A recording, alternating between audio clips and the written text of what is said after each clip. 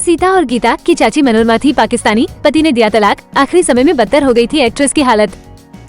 बॉलीवुड फिल्मों में कई तरह की वैम्प आई, लेकिन मनोरमा जैसी कोई नहीं।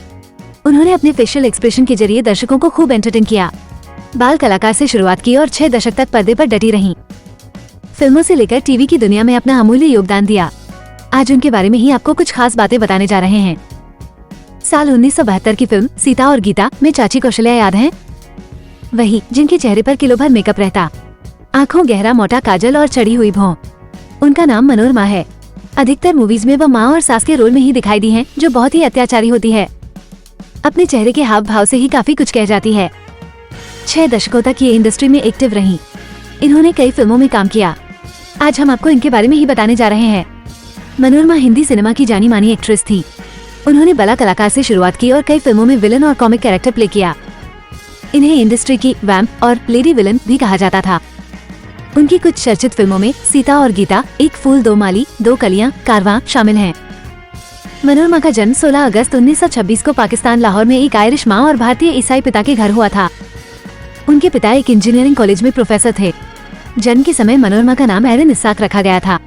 मनोरमा के माता पिता दोनों संगीत प्रेमी थे, इसलिए एक्ट्रेस ने भी डांस और म्यूजिक में ट्रेनिंग ली थी। एक बार मनोरमा स्कूल में परफॉर्म कर रही थी, तभी एक प्रोड्यूसर की नजर उन पर पड़ी। वह उन्हें कास्ट करना चाहते थे, लेकिन मनोरमा के पिता एक्टिंग के लिए राजी नहीं थे। हालांकि फिल्म मेकर ने मनोरमा के पिता को मना लिया। इसके बाद एरन इस्साक मनोरमा बन गयी। मनोरमा ने खजांची 1941 में एक बाल कलाकार के रूप में शुरुआत की और लाहौर में एक बहुत सफल अभिनेत्री बन गयी। बंटवारे के बाद वह मुंबई आ गयी। मनोरमा ने घर की इज्जत 1948 में दिलीप कुमार की बहन की भूमिका निभाई और सुपरहिट पंजाबी फिल्म लच्छी 1949 में अभिनय किया। मनोरमा की शादी राजन हक्सर से हुई थी, जो एक अभिनेता भी थे। राजन निर्माता बन गए, जबकि मनोरमा ने अपने अभिनय करियर को फिर से स्थापित किया।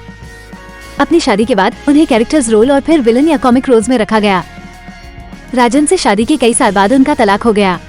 उनकी आखिरी हिंदी फिल्म अकबर खान की हादसा 1983 थी। मनोरमा ने टीवी सीरियल की ओर रुख किया। उन्होंने दस्ताक सीरीज में काम किया था, जिसमें शाहरुख खान भी थे। मनोरमा ने सीरियल कुटुंब में हितेन तेजवानी की दादी का किरदार भी निभाया था।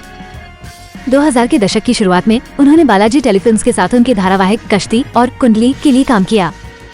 उनकी आखिरी फिल्म दीपा मेहता की वाटर 2005 थी, जिसमें उन्होंने अपने अभिनय से हॉलीवुड क्रिटिक्स को दीवाना बना दिया था। मनोरमा के मुताबिक फिल्म में मधुमती का किरदार निभाने के लिए वो पहली और आखिरी पसंद थी। बनारस में फिल्म की मेकिंग 5 साल के लिए बंद कर दी गई थी। उन्हें छोड़कर पूरी कास्ट बदल दी गई थी। मनोरमा को 2007 में स्ट्रोक का सामना करना पड़ा, जिससे वो ठीक हो गयीं।